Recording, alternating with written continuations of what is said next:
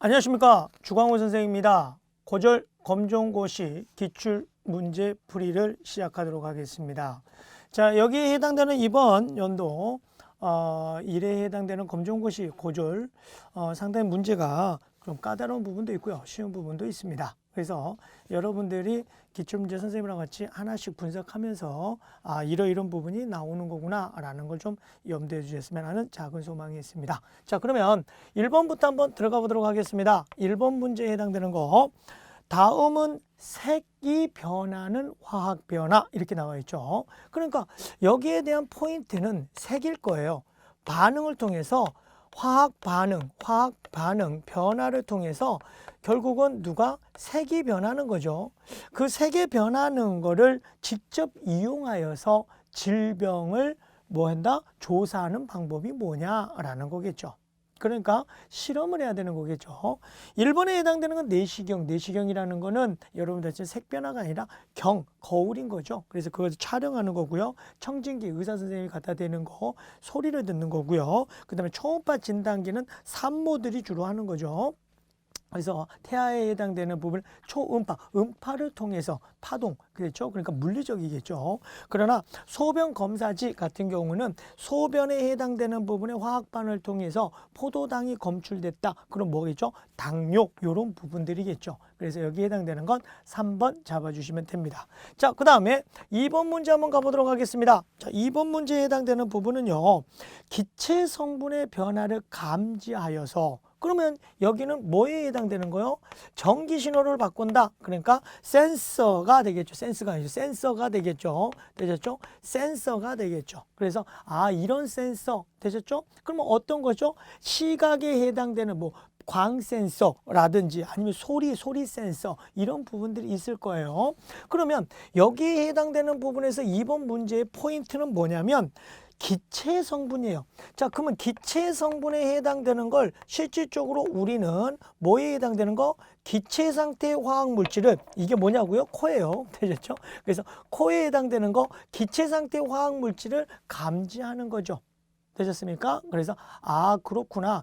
그러니까 결국에 해당되는 부분에서 봤을 때 우리가 맛이라고 하는 부분은 뭐에 해당되는 거죠? 액체 상태에 해당되는 부분의 화학물질. 소리라고 하는 거는 결국은 공기, 기체, 이런 부분들이 전달돼야 되는 거겠죠. 전달 물질. 그런데 후각에 해당되는 부분은 기체 상태의 화학물질을 감지하는 거죠. 자, 그래서 여기에 해당되는 거는 인간의 후각이라고 하는 부분을 이용한 센서가 뭐냐라고 했을 때 기체에 해당되는 거니까 가스라는 거죠. 기체가 가스니까, 그래서 가스 센서가 되는 거겠네요. 되셨습니까? 자, 그 다음에 3번 문제 한번 또 가보겠습니다. 3번 문제에 해당되는 부분은 뭐냐면, 여기에 해당되는 게 바로 뭐냐면 케플러 법칙에 해당되는 거죠. 뭐에 해당되는 거요? 케플러 법칙. 그래서 케플러 제1법칙 되셨죠? 타원 궤도의 법칙, 면적 속도 일정의 법칙, 그 다음에 조화의 법칙, 이렇게 세 가지가 있겠네요. 그러면 여기에 해당되는 케플러 제2법칙의 면적 속도 일정의 법칙이네요. 뭐라고요? 면적 속도, 뭐에 해당되는 거? 일정의 법칙. 자, 면적 속도 일정의 법칙은 뭐냐?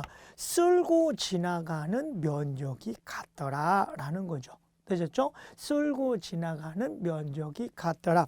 자, 그러면 거기에 해당되는 부분을 딱 보게 되면 S1과 S2에 해당되는 부분이 결국은 쓸고 지나가는 면적이 같더라, 이런 거죠. 그럼 그림에서 이렇게 쫙 보게 되면 타원 궤도를 가는데 중요한 건 여기가 태양이 있고요. A에 해당되는 부분이 근일점이고 B, 여기에 해당되는 게 원일점이라고 했을 때, 되셨죠? A 지점이 근일점이고 멀리 있습니다. 원일점입니다. 되셨죠? 그런데 여기에 해당되는 부분에 이제 B 파트가 여기 있고 여기에 S1과 S2가 되는 거죠. 됐죠? 그러면 S1과 S2의 면적이 같다고요. 되셨죠? 그러면 결국은 뭐냐면 S1과 S2를 합친 만큼이 절반 온 거네요. 그때 문제에 준 거는 A에서 B까지 가는데 3개월이래요. 그럼 여기에서 여기 쓸고 지나가는 여기가 3개월이래요. 그러면 여기 또한 몇 개월이 걸릴까요? 면제에 갖기 위해서 3개월이 걸리는 거예요. 됐습니까? 그러면 여기서부터 이렇게 절반 오는데 몇 개월 걸린 거죠? 6개월 걸린 거죠. 됐나요? 자, 그럼 여기에 해당되는 공전 주기죠. 주기라고 하는 부분 또 한번 봐봅시다. 주기는 뭐냐면 한 번 가는데 얼만큼 걸리냐 이거잖아요. 이게 주기잖아요. 되셨죠? 무슨 개념이죠? 시간 개념이에요. 무슨 개념이라고요? 시간 개념이요. 그러니까 한 바퀴 도는데 얼마 걸리냐? 쓸고 지나가는 면적이 같고 거기에 해당되는 단위 시간 동안에 쓸고 지나가는 면적이 같기 때문에 3개월, 3개월, 6개월이에요. 6개월 동안 전반이니까 결국은 주기는 몇 개월이죠? 12개월 이렇게 되겠네요. 되셨습니까? 그래서 답은 뭐다? 4번 잡아주시면 됩니다. 자, 이번에는 4번 문제 한번 가볼게요. 4번 문제에 해당되는 건 뭐냐면 발전 방식을 물어봤습니다. 그러니까 여기에 해당되는 발전 방식이라는 건 근원에 해당되는 부분이겠죠. 그러면 우리가 여기서 끄집어내 줄 수 있는 거 에너지의 근원. 됐죠? 에너지의 근원이 뭐가 있습니까? 라고 했을 때 대부분의 에너지의 근원은 태양 에너지입니다. 무슨 에너지요? 태양 에너지. 그 다음에 지열 에너지. 그 다음에 조력 에너지. 이렇게 되는 거죠. 그러면 태양에 해당되는 걸 받고 영향을 받고 일어나는 뭐 태양광 발전 이렇게 되는 거고요. 그 다음에 지열에 해당되는 부분에 지열 발전, 조력에 해당되는 건 뭐냐면 조력 발전 이렇게 되겠죠. 그러니까 태양 에너지, 지열 에너지 또는 지구 내부 에너지, 조력 에너지 이게 에너지에 해당되는 근원이겠죠. 대부분은 태양 에너지가 갖고 있고요. 자, 그런데 땅 속에 의해서 데워진 고온의 지하수나 수증기가 터빈을 돌려요. 그러면 여기서 말하는 건 땅속이라고 하는 게 포인트겠죠. 땅속. 그러면 결국은 지열이라고 하는 부분은 어디서 오는 거냐면 지구 내부에서 오는 거죠. 지구 내부에 해당되는 부분에. 그러니까 지구 내부 에너지라고도 표현을 하고요. 똑같은 말로. 그리고 지구 내부 에너지를 일으키는 원인이라고 하는 걸 찾아보게 되면 결국은 판의 경계가 되는 거고요. 또 하나 여기에 해당되는 부분 땅속에 묻혀 있던 방사성 원소의 뭐에 해당되는 방사성 원소의 붕괴. 이 붕괴되면서 열이 발생되는 거죠. 이런 것들이 바로 땅 속의 열이다. 지열 이렇게 되는 거고 그런 부분에 해당되는 발전이 지열 발전이겠죠. 그래서 4번은 답은 1번 잡으시면 됩니다. 자, 5번에 해당되는 부분을 가볼게요. 5번은 뭐에 해당되는 거냐면 탈출 속도에 해당되는 거네요. 되셨죠? 그래서 행성에 뭐에 해당되는 거? 탈출 속도에 해당되는 부분 기억해 주셔야 되는 거죠. 이건 이제 공식적인 의미인 거죠. 공식적인 부분들만 끄집어내 주시면 됩니다. 즉 뭐냐면 이 행성 자체가 갖고 있는 이 탈출 속도, 행성의 탈출 속도가 있습니다. 그 탈출 속도보다 이 물체의 속도가 크거나 같으면 그 행성에서부터 탈출을 할 수 있다라는 거겠죠. 그러면 이 자체의 탈출 속도는 어떻게 비례하느냐라고 했을 때 여기에 해당되는 거 반지름 또 질량에 해당되는 부분과 비례한다. 즉 뭐냐면 행성의 탈출 속도는 반지름의 거리에 해당되는 반지름에 대한 반비례하고요. 지름에 대해서 질량에 대해서 비례한다라는 거죠. 그래서 반지름의 반비례, 그다음에 질량의 비례 이거죠. 됐습니까? 그러면 행성의 탈출 속도가 크다. 그러면 이 공기층들이 대기 입자층들이 탈출, 그 행성을 벗어날 수가 없는 거겠죠. 되셨습니까? 그래서 그렇구나. 자, 그럼 여기에 해당되는 걸 봤을 때 행성의 탈출 속도가 크다라고 하는 건 얘를 크게 하는 방법은 뭐에 해당되는 거? 반지름이 작고 질량이 커야 되겠죠. 됐죠? 그럼 그래프에서 행성의 반지름이 작고 질량이 큰 건 여기에서는 누가 되죠? 네, 답은 D가 되겠네요. 됐습니까? 자, 이번에는 몇 번 문제요? 6번 문제 한번 들어가 보겠습니다. 6번 문제에 해당되는 부분은 조명에 대한 A에서 D까지 공급된 전기에너지 거기다가 밑줄 치시고요. 그 다음에 발생한 필드에너지 거기다가 밑줄 치시고 그 다음에 뭐가 나왔어요? 네, 에너지 효율이네요. 그럼 에너지 효율이 나왔다. 그러면 공식이 생각나야 되겠죠. 에너지 효율 내는 공식은 뭐에 되죠? 공급된 에너지 분의 사용한 일이겠죠. 곱하기 얼마? 100 하게 되면 에너지 효율이 나오는 거죠. 되셨죠? 자, 그러면 선생님 A의 효율을 한번 봐볼까요? 공급된 전기 에너지가 A는 공급된 전기 에너지가 얼마죠? 20. 사용한 에너지가 5 곱하기 100 이렇게 되는 거죠. 됐습니까? 자, 그러면 여기에 해당되는 부분에 B를 한번 봐볼까요? B에 해당되는 건 공급된 에너지가 20, 그다음에 사용된 에너지가 100 곱하기 100 이렇게 되는 거죠. 되셨죠? 자, 그러면 여기에 해당되는 거 한번 약분해 볼게요. 여기는 얼마가 되죠? 50이 되죠. 여기는요 4가 되니까 25가 되네요. 되셨죠? 그러면 에너지 효율은 누가 더 큰 거죠? B가 더 큰 거네요. 이렇게 효율을 구할 수가 있네요. 되셨습니까? 그래서 에너지 효율이 큰 게 누구냐라고 했을 때 이 B를 구할 수가 있겠죠. 나머지 방법 CD도 이거와 똑같이 방법으로 계산해 보시면 됩니다. 자, 7번 한번 가보겠습니다. 7번 문제가 뭐냐면 우주의 진화 과정에서 원자, 헬륨 원자가 형성되는 과정이네요. 거기다가 밑줄. 선생님, 헬륨 원자네요. 됐죠? 그러면 원자라고 하는 건 헬륨이라는 자체가 양성자의 몇 개? 2개와 중성자가 몇 개? 2개가 있는 이런 친구가 헬륨 원자 핵이에요. 되셨죠? 다시 원자라고 하는 건 원자 핵과 누구에 해당되는 거? 전자로 구성되어야 되는 거죠. 됐습니까? 자, 그러면 지금 이렇게 만들어내는 얘는 무엇이냐? 원자 핵이 되는 거죠. 자, 그러면 여기에 해당되는 헬륨 원자를 만들어 주세요. 그러면 누가 들어와야 되죠? 전자가 이렇게 들어와야 되겠죠. 돌아다니는 껍질 이렇게. 그래야 헬륨 원자가 되겠죠. 자, 그래서 거기 문제 7번을 보게 되면 원자핵 표시되어 있는 양성자, 중성자가 원자핵이겠죠. 그 다음에 이렇게 헬륨 원자가 되려면 누가 들어와 줘야 돼요? 전자가 들어와야 되네요. 그러면 A라고 하는 녀석은 결국 누구를 말하는 걸까? 전자를 말하는 거네요. 그래서 답은 1번 잡아주시면 됩니다. 자, 8번 문제 들어가 보도록 하겠습니다. 자, 8번 문제에 해당되는 건 이산화탄소에 해당되는 부분에 전자 배치에 해당되는 걸 나타냈네요. 그러면 이산화탄소요. CO2죠. CO2는 무슨 결합을 했다요? 공유결합이요.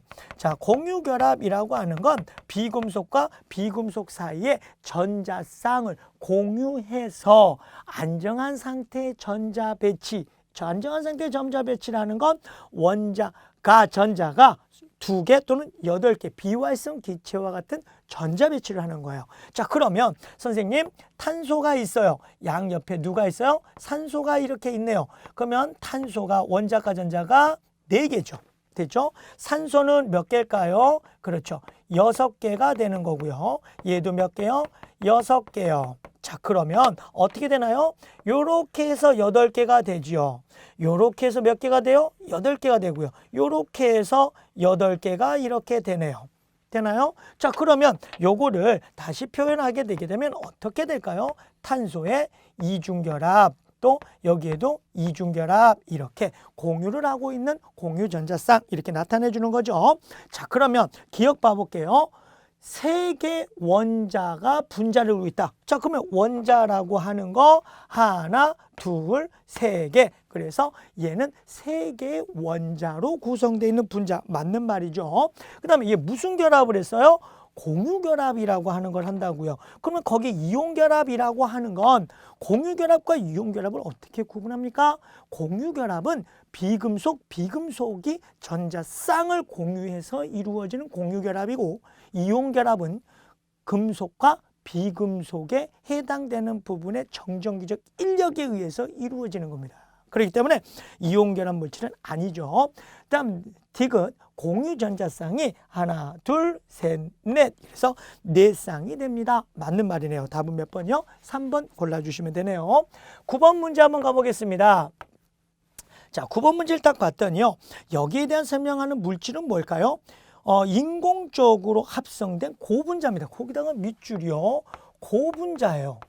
고분자는 뭐가 되냐면 분자량이 얼마 이상이 돼야 돼요? 네, 선생님. 10,000 이상이 되는 걸 우리는 고분자라고 해요. 되셨죠? 그래서 고분자라는 거, 분자량이 만 이상인 거구나. 자, 그 다음에 여기에 이 물질은 첨가, 그러니까 첨가해줬다라는 거죠. 중합 반응이다. 중합이라고 하는 건 단위체와 단위체가 합쳐지는 걸 중합이라고 해요. 그러니까 단위체와 단위체가 합쳐진 걸 중합인데 이 중합을 첨가시켰대. 그러니까 누군가 똑같은 물질을 계속 첨가시켜서 합쳐지는 중합체가 됐다라고 표현하시면 되겠네요. 자, 그러면 물이라고 하는 거네요. 1번 물은 뭐가 돼요? 분자량이 18이네요. 그러면 많이 하니까 틀렸네요. 포도당은 C6H12O6가 포도당으로서 얘에 해당되는 거 뭐죠? 180이네요. 요것도 아니네요. 이산화탄소는요, CO2예요. 분자량은요, 44예요. 그러니까 이거는 뭐가 돼? 될 수가 없는 거네요. 자, 그럼 여기에 폴리라는 말이 나왔네요. 자, 폴리라고 하는 부분이 무슨 뜻일까요? 많다는 뜻이에요. 되셨죠? 자, 요 포인트만 잡았어도 알 수 있었겠네요. 다시 한번, 폴리라는 거는 뭘 뜻하다? 폴리, 많다는 뜻이에요. 되셨습니까? 로이, 엠버 이런 데가 죄송합니다. 그래서 많다는 뜻이기 때문에 에틸렌이라고 하는 거 C2H2 되셨죠? 이거는 에틸렌에 해당되는 부분들 연속적으로 계속 반응을 했다라고 표현해 주면 되겠습니다. 그래서 첨가시켜서 계속적으로 했다라고 해서 폴리에틸렌이 여기에 해당되는 부분으로서 답에 해당되는 거죠. 답은 몇 번이요? 4번이요. 자, 그 다음에 10번 문제 한번 가보겠습니다. 산소에 대한 반응물로 화학적 변화 이렇게 나왔네요. 또 한번 갈까요? 화학 변화래요.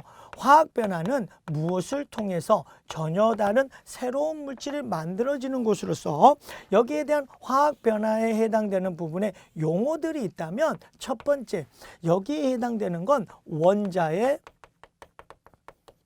재배열이 이루어져서 전혀 다른 새로운 물질이 만들어져야 돼요. 그러니까 이 친구들은 화학 변화라는 건 뭐가 돼? 순물질이 만들어져야 된다라는 거죠. 그리고 여기에 해당되는 용어로서는 분해 이런 부분들이 들어가고 화합 이런 것들이 들어갑니다. 되셨습니까? 그러면 여기에 해당되는 건 연소 반응 또는 중화 반응, 그 다음에 또 뭐가 있죠? 산화 환원 반응 이런 것들이 화학적 변화가 되는 거예요. 되셨습니까? 그래서 용어들이 어떤 것들이 들어가는 게 따라서 물리적 변화하고 좀 다르죠. 물리적 변화라고 하는 부분은 분자의 재배열입니다. 분자의 재배열이기 때문에 얘들은 상태 또는 상태 변화 이런 부분들, 확산 이런 부분들이 물리적 변화에 들어가는 거죠. 자, 그럼 여기에 해당되는 거 딱 보겠습니다. 아닌 거 1번 얼음이 녹는다라는 건 상태 변화이기 때문에 얘가 아니겠죠. 물리적 변화죠. 부탄이 연소 반응 맞네요. 그 다음에 또 뭐가 있죠? 철제 녹슨다와 녹는다의 차이가 다른 거죠. 녹슨다는 산소랑 만나서 뭐가 되죠? 화학적 성질이 변해버리는 거예요. 화학 변화. 되셨죠? 그러니까 녹슨다는 화학적 변화가 맞고요. 녹는다는 물리적 변화죠. 그 다음에 사과가 갈변이란 것도 공기 중에 산소랑 만나서 색깔이 변한 거죠. 화학적 변화 맞네요. 그래서 답은 1번 잡으시면 됩니다. 11번 들어가 보도록 하겠습니다. 11번에 해당되는 거 다음 설명하는 물질이 뭐냐라고 했죠. 현재 지구의 대기 성분이네요. 그렇지만 지구의 대기 성분은 뭐죠? 그렇지. 지구를 지키는 I, 질산, 되셨죠? 그러면 질산 I가 되네요. 이렇게. 그러면 질소, 산소, 아르곤, 이산화탄소네요. 그런데 원자가 2개고요. 3중결합을 한대요. 자, 그러면 원자가 2개다. 그러면 얘 원자 2개 맞고요. 원자 2개 맞고요. 원자 하나니까 아니네요. 얘는 원자가 3개니까 아니네요. 그러면 질소와 산소에 해당되는 부분인데 질소는 뭐가 되죠? 3중결합을 하는 거고요. 산소는요. 2중결합을 하는 거죠. 이렇게. 자, 그러면 여기에 해당되는 거 답은 몇 번? 2번 골라줄 수 있죠. 됐습니까? 자, 그 다음에 12번 한번 가보겠습니다. 다음은 같은 에너지의 전환 과정입니다. 에너지가 다른 형태로 변한다는 거죠. 식물세포의 소기관이네요. 그럼 여기는 식물세포의 소기관에서 나타낼 수 있는 거지. 그러면 식물세포, 세포에 해당되는 부분에 에너지랑 연결되는 거. 자, 에너지와 연결되는 거 누가 있을까라고 하게 되면 당연히 누구에 해당되는 거? 요렇게 돼 있는 미토콘드리와 그 다음에 누구요? 엽록체. 요렇게 소기관을 잡아낼 수 있겠죠. 다시 한번요. 뭐라고요? 요렇게 생기는 게 미토콘드리아. 이게 엽록체. 이게 에너지와 연결되는 소기관이죠. 미토콘드리아는 호흡을 하는 거고요. 엽록체에서는 광합성을 하는 거죠. 되셨습니까? 자, 그런데 빛 에너지가 포도당의 화학 에너지로 변했습니다. 빛 에너지가 화학 에너지요? 그러면 여기에서 문제에서 원하는 건 누구다요? 빛 에너지가 화학 에너지로 변했다는 건 광합성을 찾아라 이거죠. 그럼 광합성은 결국은 미토콘드리아가 이루어지는 거죠. 그래서 엽록체가 이루어지는, 큰일 뻔했네요.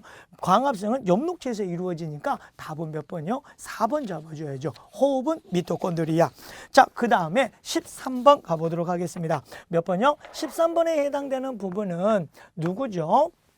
선생님 DNA네요. 되셨죠? 누구죠? DNA.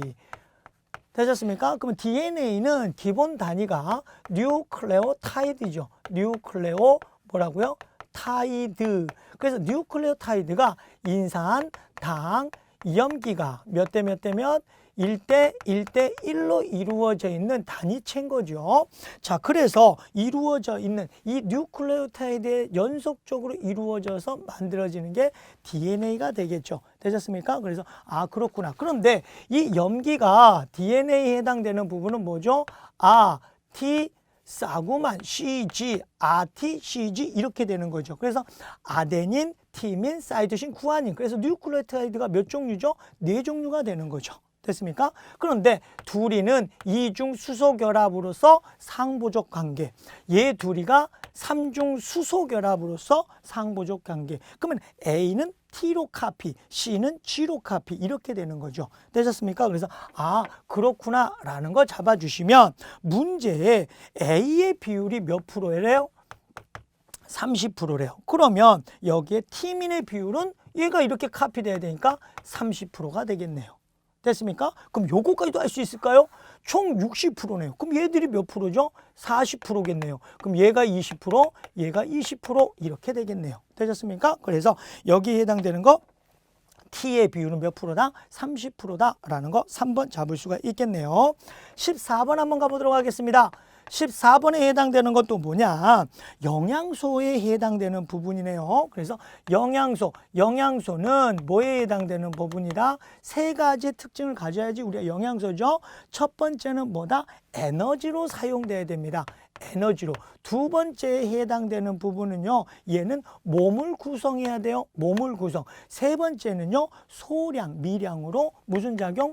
생리작용을 조절해야 됩니다. 이렇게 세 가지 특징을 가져야지 우리가 영양소죠. 일반적으로 영양소 해주게 되면 탄단지, 물, 무기염류, 바이타민 이렇게 됐겠네요. 자, 그러면 여기에 해당되는 거 1g당 9kcal요. 그러면 그런 에너지 중에 영양소 중에서 에너지와 연결되는 애들은 탄단지밖에 없죠. 그러면 답은 뭐예요? 탄단지 중에 하나네요.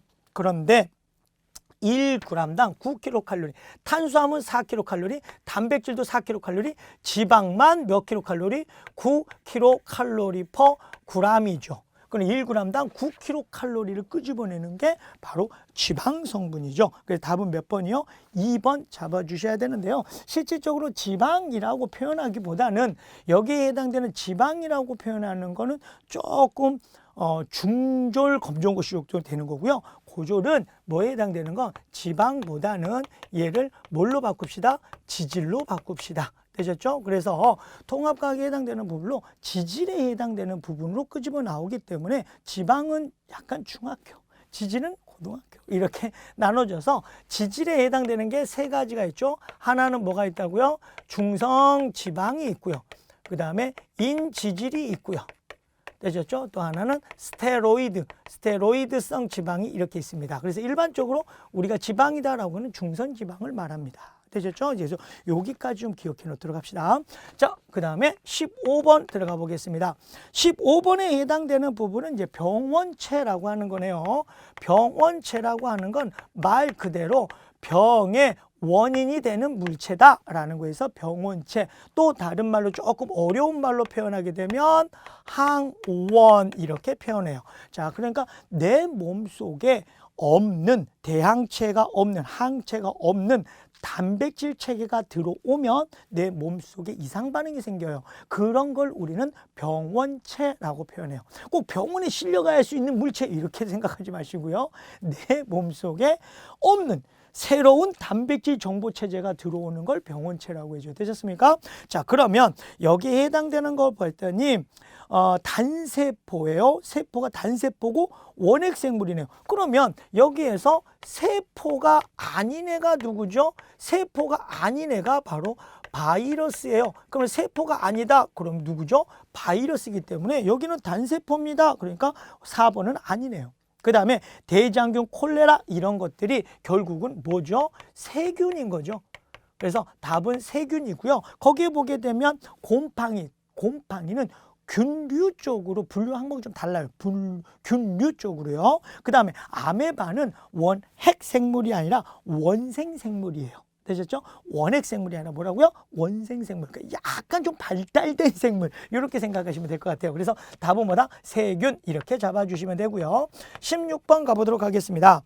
자, 우리 몸의 다음 설명에 대한 혈액 구성 성분이에요. 자, 그러면 혈액이라고 하는 부분은 결국은 뭘로 나눠지는 거죠? 두 가지로 나눠지네요. 하나는 혈장이고요. 혈장은 대부분 뭘로 이루어졌다? 물로 이루어져 있고요. 물로 이루어져 있어서 이 친구가 하는 게 운반작용, 조절작용, 용해작용 이렇게 돼 있는 거고요. 또 하나는 혈구가 있네요. 혈구에 해당되는 부분의 세 가지, 적혈구, 그 다음에 백혈구, 그 다음에 혈소판 이렇게 되는 거죠. 적혈구가 하는 역할은 뭐죠? 그렇죠. 산소 운반. 여기 잡아주시면 되네요. 무슨 운반이요? 산소 운반. 자, 백혈구는요. 뭐를 해줄까요? 식균 작용, 그렇죠? 균을 잡아먹어 식균 작용. 그리고 또 면역 체계 이렇게. 혈소판은 뭐랑 연결되죠? 혈액 응고. 그래서 혈액을 뭐 해줘? 응고시켜주는 부분이네요 라는 거죠. 그 특징이 좀 다르네요. 자, 그래서 여기에 해당되는 부분에서 핵이라고 하는 부분은 얘는 없고요, 얘는 있고요, 얘는 없고요. 그래서 이런 부분까지도 생각해 주시면 되겠습니다. A는요, 몸속에 들어오는 병原체를 식균작용이네요. 아이고, 답은 바로 떴네요. 뭐라고요? 식균, 균을 잡아먹어 버리네요 라고 했으니까 백혈구 잡아주시면 됩니다. 자, 그 다음에 17번 한번 가볼까요?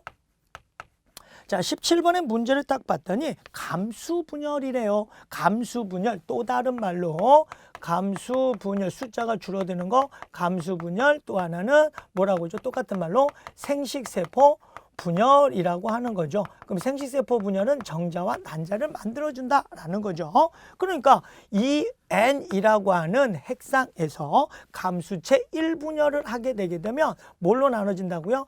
N 이렇게 나눠지죠. 또 한번 감수체 2분열이 되게 되면 또 N 또 여기요 N 이렇게 되셨죠? 그래서 여기에 해당되는 부분이 감수자 몇 분열이라고요?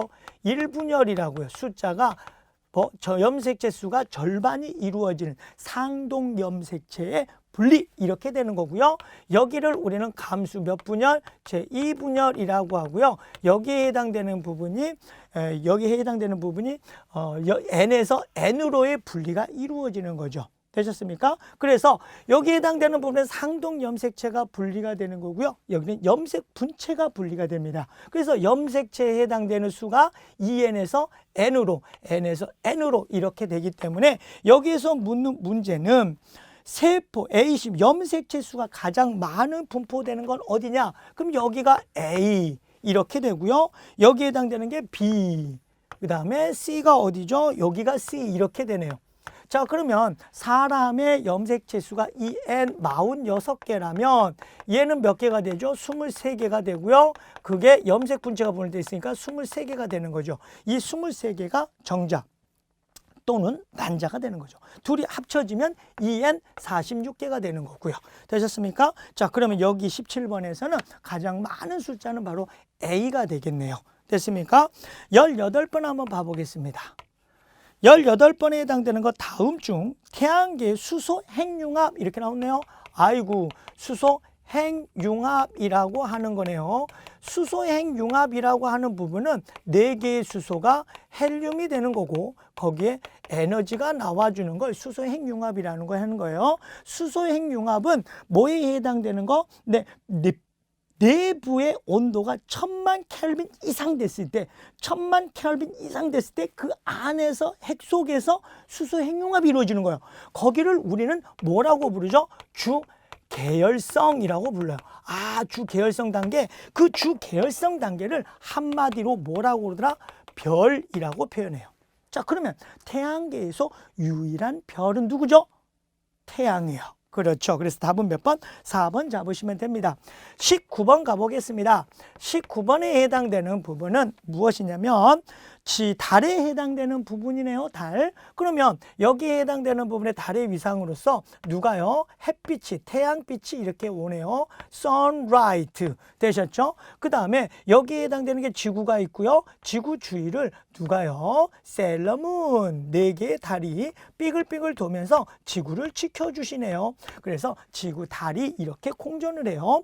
자, 그럼 여기가 지구고요. 여기가 셀러문이에요. 되셨습니까? 자, 그랬을 때 이 위치는 태양과 달, 지구 사이 일직선. 여기 있는 거는 달이 안 보여요. 그래서 싹 사라진다라고 하고요.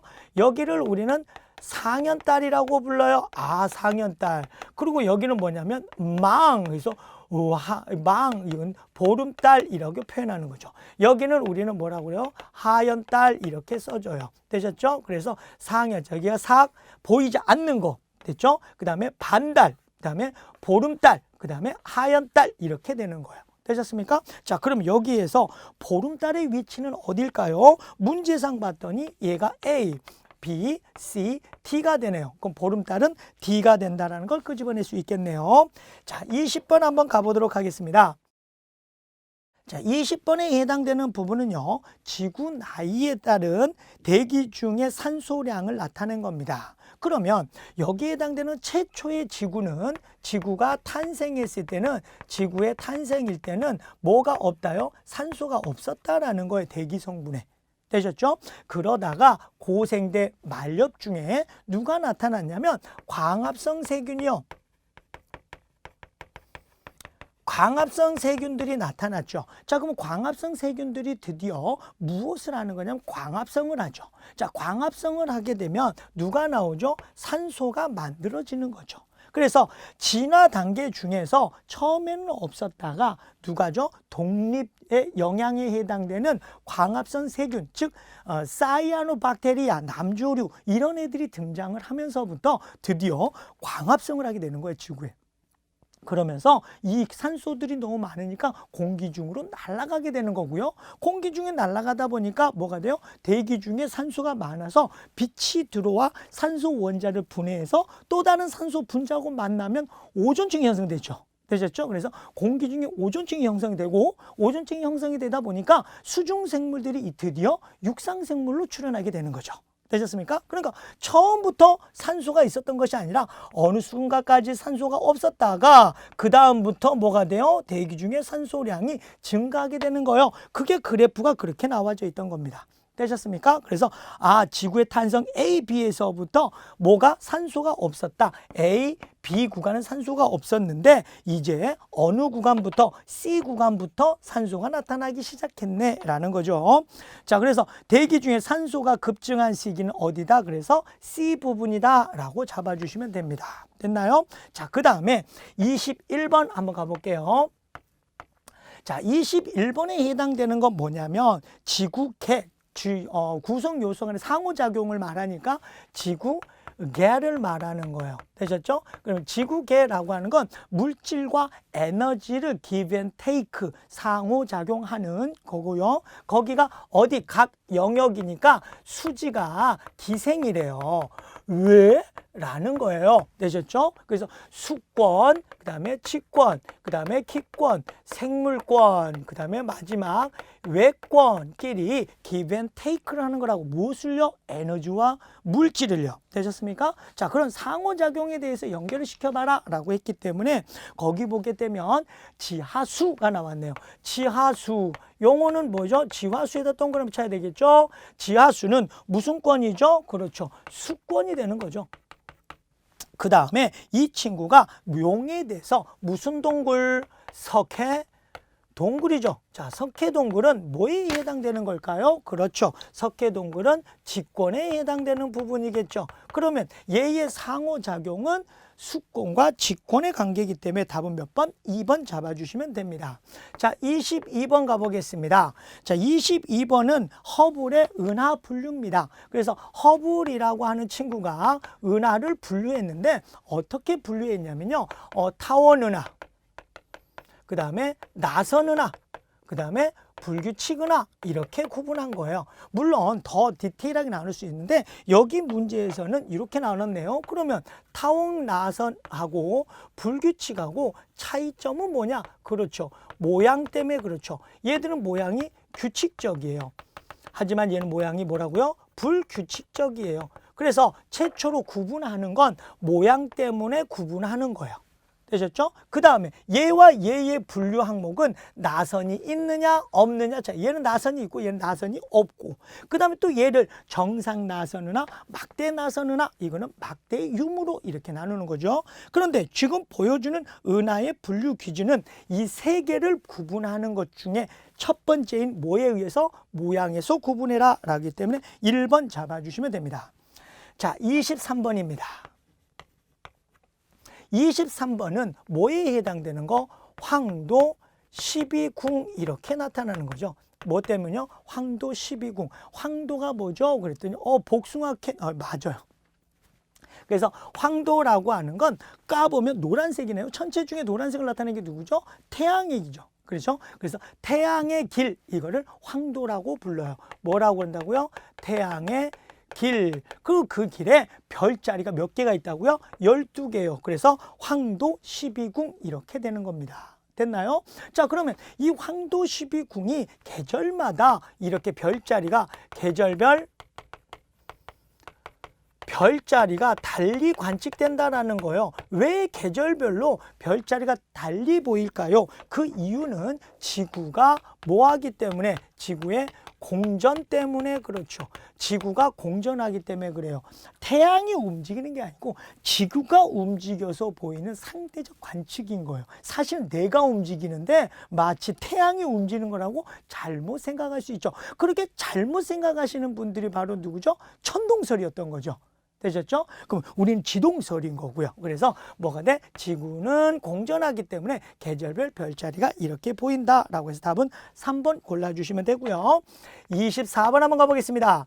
자, 24번에 해당되는 거 딱 봤더니 비금속 광물이래요. 그러면 금속과 비금속을 어떻게 구분하니까 딱딱하면 금속이요, 덜 딱딱하면 비금속. 큰일 납니다. 되셨죠? 그렇기 때문에 일반적으로 여기에서는 주기율표에 왼쪽에서부터 어디까지? 중앙까지 배치되는 것을 우리는 금속이라고 불러요. 되셨죠? 그 다음에 주기율표에서 오른쪽에 배치되어 있는 걸 주로 비금속이라고 표현을 하죠.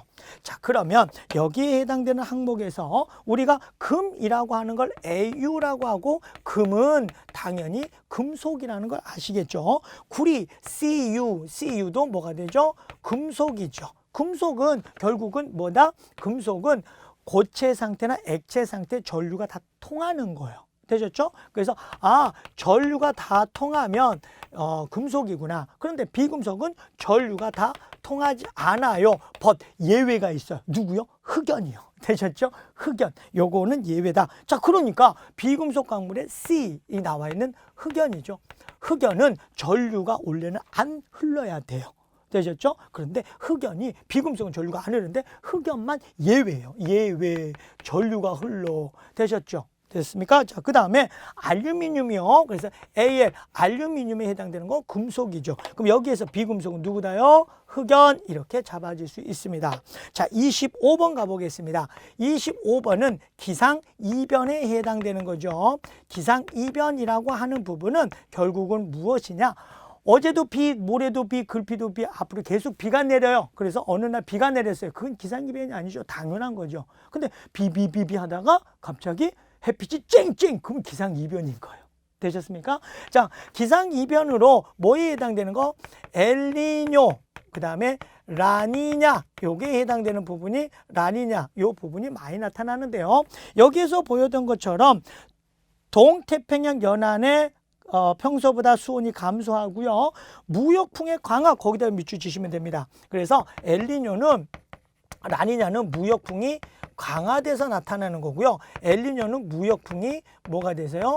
약화가 돼서 나타나는 기상이변입니다. 그래서 서태평양, 인도는 죄송해요. 인도네시아 서평양과 칠레, 페루, 동태평양 연안에 해당되는 무역풍의 약화로 인해서 또는 강화로 인해서 평상시와 다른 현상들이 나타나는 거 엘니뇨, 라니냐 이렇게 되는 거죠. 그러니까 거기에 해당되는 부분은 라니냐 이렇게 잡아주시면 됩니다. 되셨습니까? 어떠셨습니까? 선생님이랑 같이 25문제를 쭉 한번 달려봤는데 어렵다고요? 아닙니다. 영역이 많아서 그렇지 어렵게 들어간 부분은 없습니다. 그러니까 전체적으로 늘 처음부터 끝까지 머릿속에 들어가야지 특정 일부만 뚜렷하게 공부하시면 위험하시다라는 거 되셨죠? 오늘은 여기까지입니다. 수고하셨습니다. 파이팅!